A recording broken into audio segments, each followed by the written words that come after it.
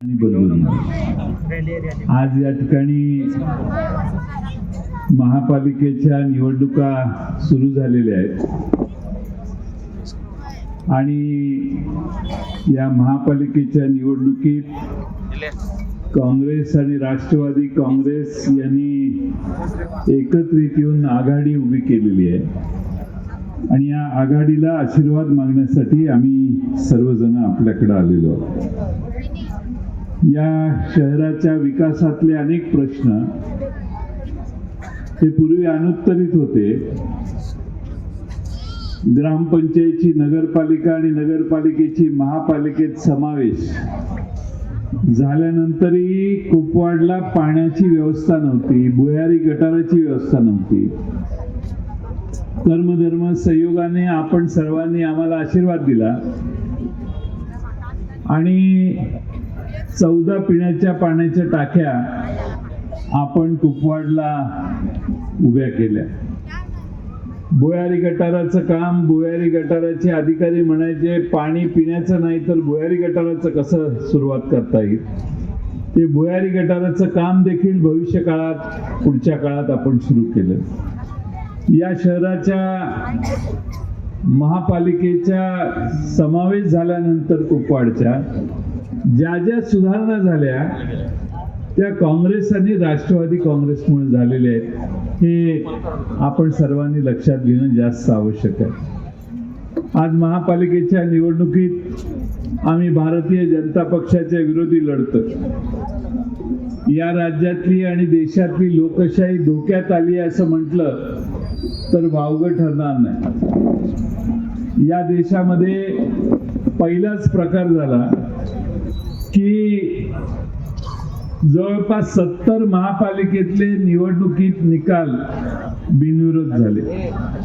म्हणजे महाराष्ट्रामधल्या महानगरपालिकेच्या निवडणुकांमध्ये 70 जागी एकनाथ शिंदे आणि शिवसेना आणि भारतीय जनता पक्ष यांचे उमेदवार बिनविरोध झाले. म्हणजे यांच्या विरोधी कुणाची उभी राहण्याची इच्छा नव्हती का, यांच्या विरोधी कुणाला उभा राहण्याची ताकद नव्हती का, यांच्या विरोधात उभा राहण्यासाठी लोक घाबरायला लागली का, यांच्या विरोधात उभा राहण्याला काही देवाणघेवाण घेऊन लोकांनी अर्ज मागे घेतले. असे अनेक प्रश्न महाराष्ट्राच्या जनतेच्या मनात आज तयार झालेले. म्हणजे सर्व वाममार्गाने सत्तेपर्यंत पोहोचण्याचा प्रयत्न भारतीय जनता पक्ष जर करत असेल तर आपण मतदारांनी देखील तेवढा जागरूकतेने त्याचा प्रतिकार केला पाहिजे. खरं म्हणजे भारतीय जनता पक्ष पूर्वी म्हणायचं की काँग्रेसला या देशातनं हाकला. आम्हाला खरं वाटायचं की बाबा हे आता काहीतरी करतील, बाबा काँग्रेसला हाकलण्याचा काहीतरी प्रयोग करतील. पण आज भारतीय जनता पक्ष काँग्रेस युक्त भाजप झालेली. म्हणजे एवढं काँग्रेस शिरलेलं आहे भाजपामध्ये की भाजपामधले जे निष्ठावंत आहेत ते सतरंज्या गोळा करायला लागले आणि हे 72 जे गेलेले आहेत त्यांनी त्याचा ताबा घेतलेला आहे. आणि म्हणून आपण सर्वांनी भाजपचा मुखवटा लक्षात घेतला पाहिजे की यांचा खरा मुखवटा काय. आता निवडणूक आहे, प्रचंड पाऊस पडेल, एवढा पाऊस पडेल, एवढा पाऊस पडेल, एवढा पाऊस पडेल की तुम्ही त्यात वाहून जा. या वेळी मात्र पाय खंबीरपणाने पाय जमिनीत रोवून ठामपणाने उभा राहा. पाऊस पडायच्या विरोधात आम्ही नाही आहे. पडला तर तुमच्या घरात पाणी आलं तरी आमचा विरोध नाही.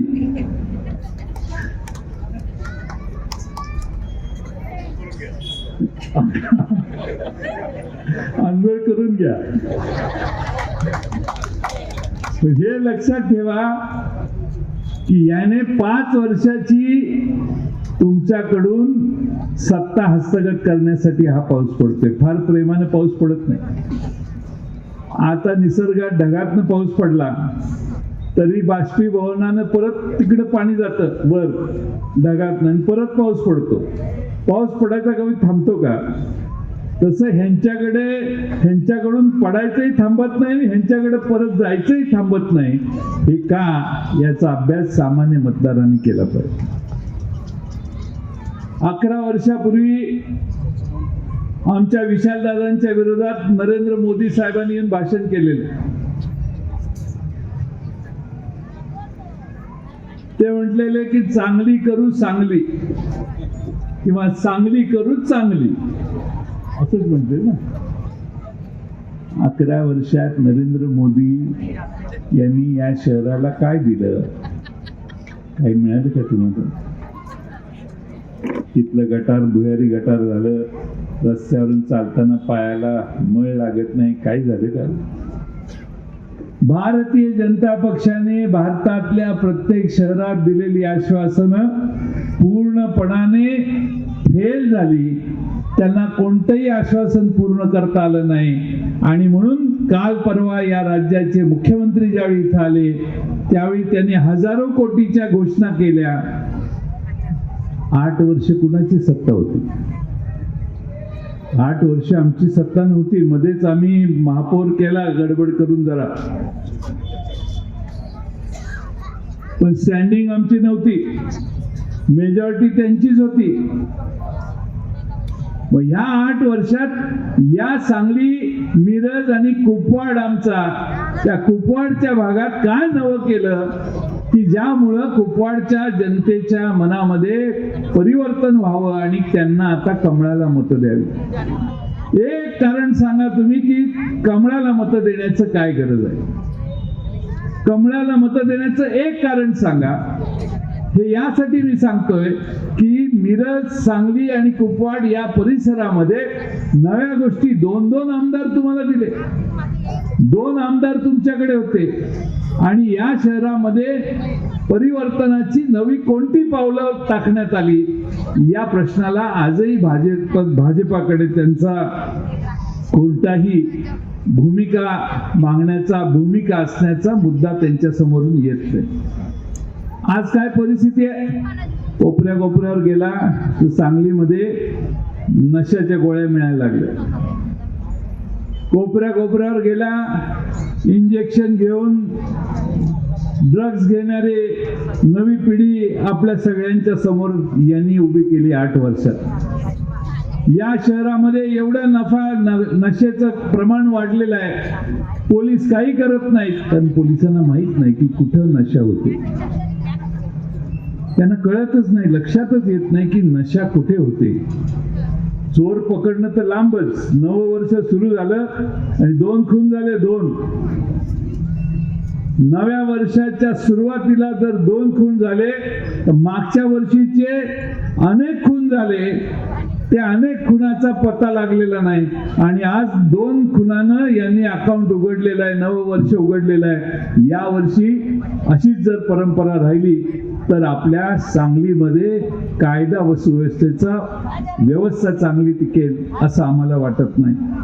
आणि म्हणून या खुनाची मालिका एकीकडे, नशेत असणाऱ्या मुलांचं प्रमाण दुसरीकडे वाढतंय, पोलीस हातावर हात ठेवून राहत आहेत आणि या शहरामध्ये सामान्य नागरिकांचं जगणं मात्र मुश्किल व्हायला लागलेलं आहे. आज सांगली हे शहर देशामध्ये, सांगली जिल्ह्याचं महत्व मित्रांनो फार वेगळं आहे. ब्रिटिशांशी स्वर्गीय वसंतराव दादा लढले, सांगलीचा तुरुंग फोडून बाहेर पडून आले. ठामपणाने उभा राहणाऱ्या वसंतराव दादांच्या मनोवृत्तीचं सांगली शहर आहे. ते ब्रिटिशांना शरण गेलं नाही तर या कमळाला कसं शरण जाईल, हा पहिला विचार तुमच्या मनात घ्या. ही लढाई मित्रांनो रस्ते, गटार आणि छोट्या छोट्या प्रश्नांची नाहीये. आमचं सांगली महानगरपालिका, सांगली कुपवाड मिरज महानगरपालिका ताब्यात घ्यायची. तुमच्या हातात मागच्या 8 वर्ष ताब्यात असणारं शहर तुम्ही दुरुस्त करू शकलं नाही आणि म्हणून काँग्रेस आणि राष्ट्रवादी काँग्रेस एकत्रित आली आहे आणि तुमच्या पुढे एक समर्थ पर्याय आम्ही उभा करण्याचं काम केलेलं आहे. माझी आपण सगळ्यांना विनंती आहे की शेठजी मोहिते